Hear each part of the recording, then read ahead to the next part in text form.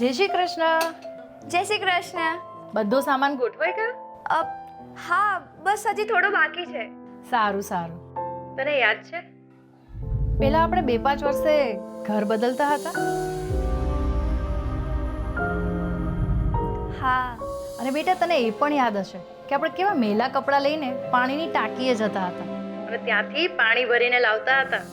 હા મમ્મી, પણ આખરે આ બધામાંથી આપણને છુટકારો મળ્યો. હા બેટા, મળ્યો. કેમ કે મોદીજી આવ્યા,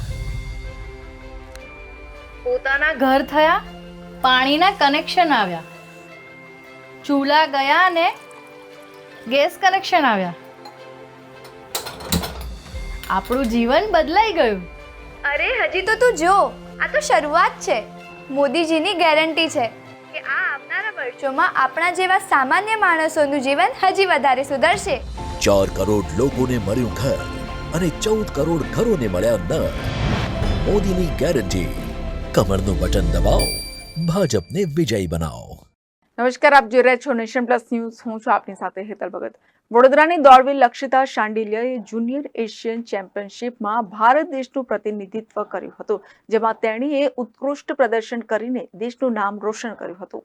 વડોદરાની લક્ષિતા શાંડિલ્યએ તાજેતરમાં દુબઈ ખાતે યોજાયેલી જુનિયર એશિયન ચેમ્પિયનશિપમાં ભારત દેશનું પ્રતિનિધિત્વ કરી 800 મીટરની દોડ સ્પર્ધામાં રજત પદક જીતી હતી. તો અન્ય પ્રતિયોગિતામાં લક્ષિતાએ 1500 મીટરની દોડ સ્પર્ધામાં બીજો રજત પદક પ્રાપ્ત કરી વડોદરા, ગુજરાત અને ભારતનું નામ આંતરરાષ્ટ્રીય કક્ષાએ રોશન કરેલું હતું. વડોદરા મહાનગરપાલિકા અને સ્પોર્ટ્સ ઓથોરિટી ઓફ ગુજરાત દ્વારા સંચાલિત માંજલપુર સ્પોર્ટ્સ કોમ્પ્લેક્સ ખાતે લક્ષિતા છેલ્લા 7 વર્ષથી એથ્લેટિક્સ રમતની પ્રેક્ટિસ કરે છે. લક્ષિતાની આ સિદ્ધિથી અન્ય બાળકો પણ પ્રેરાય એવા હેતુસર આયોજિત કાર્યક્રમમાં તેણીનું ભવ્ય સ્વાગત કરવામાં આવ્યું હતું. આ પ્રસંગે મોટી સંખ્યામાં લક્ષિતા શાંડિલ્યના શુભેચ્છકો ઉપસ્થિત રહ્યા હતા. अभी जो recently junior Asia under 20 championship थी जो दुबई यूएई में थी, उसमें मैंने पार्टिसिपेट किया और इंडिया को रिप्रेजेंट किया. 800 और 1500 मीटर में इवेंट थी मेरी और मैंने दोनों में इंडिया को रिप्रेजेंट किया था और उसी के साथ साथ मेरा दोनों में सिल्वर मेडल रहा है. और जो रनिंग था उसका टाइमिंग कितना था और क्या था? मेरा 800 मीटर का टाइमिंग 2.07 सेकेंड्स था और 1500 मीटर का टाइमिंग 4.25 सेकेंड्स था. जी, आप वहाँ पे गए थे तो किस तरह के चैलेंजेस आपने फेस किए या क्या नया सीखा? वहाँ पे पहले हम गए तो उधर थोड़ा वेदर कंडीशन के हिसाब से वहाँ पे थोड़ी गर्मी थी, फिर धीरे धीरे वो सेट हो गया. खाना भी उधर ठीक ही मिला, अच्छा था और हमारी प्रैक्टिस भी ऐसी थी कि हम लोग सारे चैलेंजेस के लिए रेडी थे.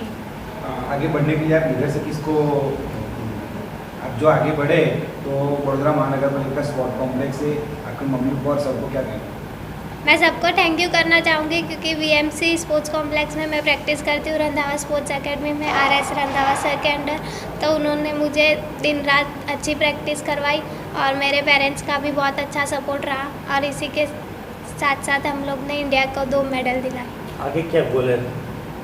आगे रिसेंटली अभी का गोल तो अंडर 20 वर्ल्ड चैम्पियनशिप हो रही है जो पेरू में, उसके लिए हमारा टारगेट रहेगा और हम ट्रेनिंग भी वैसे ही करेंगे. मेन गोल क्या है, कहाँ पहुँचना कहाँ पर है? मेन टारगेट हमारा ओलंपिक्स है. शायद 2024 में हम पार्टिसिपेट करें और पार्टिसिपेट के साथ साथ मेडल भी लाएंगे. उसके लिए कितने घंटे आप प्रैक्टिस करेंगे? सुबह शाम की प्रैक्टिस रहती है हमारी. सुबह 2-3 घंटे और शाम को 2-3 घंटे प्रैक्टिस रहती है. Bureau report nation plus news Vadodara. સમાચારોના સતત અપડેટ માટે નેશન પ્લસ ન્યૂઝના યુટ્યુબ ચેનલને સબસ્ક્રાઇબ કરો, બેલ આઇકન દબાવો અને ફોલો કરો ઇન્સ્ટાગ્રામ, ફેસબુક અને ટ્વિટર પર.